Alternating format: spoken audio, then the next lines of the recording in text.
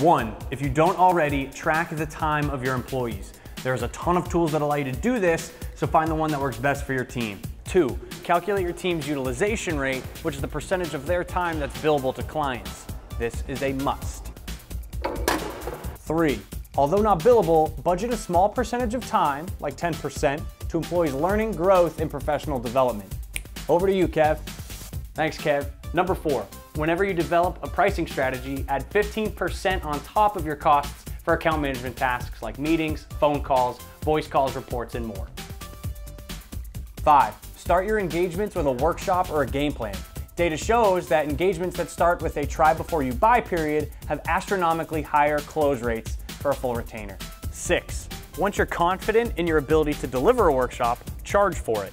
This actually helps your sales process because of the improved perceived value. 7, start all new clients with a formal kickoff meeting.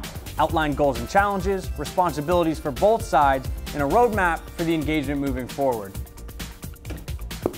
8, when a client requests something that's out of scope, get comfortable telling them that it's out of scope and to provide a quote with the additional request.